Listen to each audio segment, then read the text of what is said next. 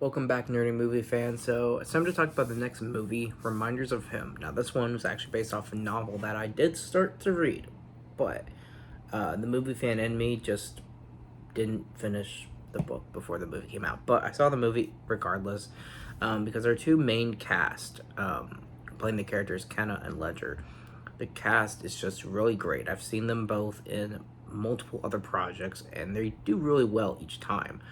Um, so I was excited for this movie, not only because the trailer looked intriguing, I thought the cast was pretty good, and the story seemed like it'd be something that was right up my alley, and it seemed like it was gonna probably be an emotional movie as well, and it definitely had its moments. I don't think this was some over-the-top emotional movie. This was somewhere right in the middle, where I think people who are into these kinds of movies and people who are not can both enjoy it just the same. So I think that balance there kind of made it, I would say, perfectly balanced. I know that's not an extremely creative way of putting it, but I just thought it was really perfectly balanced for people who, like I said, are used to these kinds of movies and people who aren't. So if you want to see these kinds of movies, I think it's a great introductory movie for you because, like I said, the acting was pretty good. The story flows perfectly. For someone who didn't read the entire book, I did get far enough to notice details in it implemented into the movie, which was pretty cool because there are a couple lines I read that were just sort of, I thought, throwaway lines, but they were put into the movie. So uh, there was a lot of, the director did pay a lot of attention to the book making this movie, which I think was pretty neat. And there was so much heart put into the story as well. So overall, I extremely enjoyed this. You basically have a generic plot. It's not too hard to grasp. It's easy to understand. Kenna was in prison. She's out of prison. We find out she got a daughter in prison and she wants to meet her. That's your general premise for the whole movie. But when you find out who has custody, who sees her daughter every day, why they don't want her to see her, all of these things start unraveling little by little through periodic flashbacks, which gives you a little bit more of the backstory between Kenna and Scotty, who Scotty is the father of this child. Ledger is not, but he was Scotty's best friend.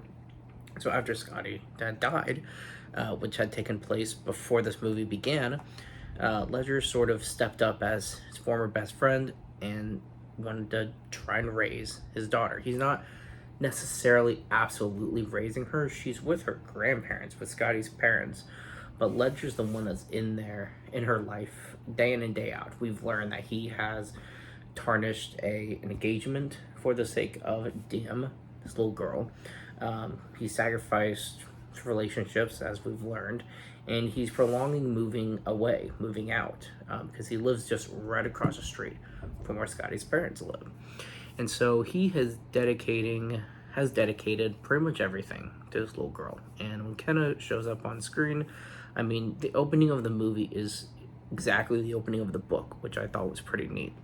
And so as she sort of meets Ledger, at first not knowing who he is, and he doesn't recognize who she is, they kind of start falling for each other before they realize, oh, this is who that person is. So once they do, there's obviously some tension for a while, but their feelings for each other are too strong, so they end up meeting up, hooking up, all that kind of stuff, which makes everything complicated because Ledger is in Dim's life, but her grandparents, Scotty's parents, absolutely despise Kenna, never want her near her daughter or want her to be a part of any of their lives at all whatsoever.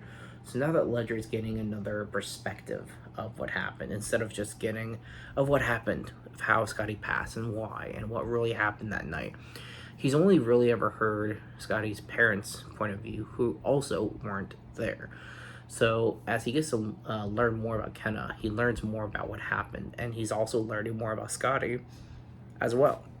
So the way the story just unfolds is in this, it's like beautifully, slowly unwrapped, where by the end of the movie, you pretty much learned everything you need to know. And as we have these meetups between certain characters for the first time, it's like you just have all this intensity inside, just waiting for this meetup to happen because you've been waiting for it the whole movie. And so the way it's done, I thought was absolutely great. Like I said, I thought the acting was great, the directing was great.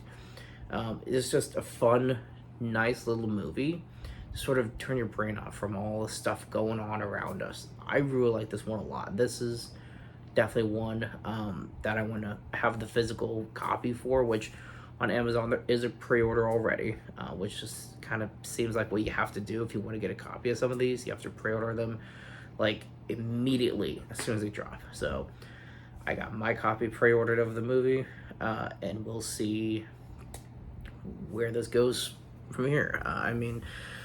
Colleen Hoover, I believe, is the one that's been that wrote the book, and several of her books have had live action adaptations now, where they make a movie based off her books. And the ones I've seen is pretty good. I want to read more of her books. I've seen some of her movies. I think her work is great, and I think she writes really great stories, and they translate really well onto the big screen. So I'm looking forward to the next Colleen Hoover book made into a movie. So that's my thoughts on this one, Reminders of Him. Check it out, guys. Thanks for watching. Keep it digging. Until next time.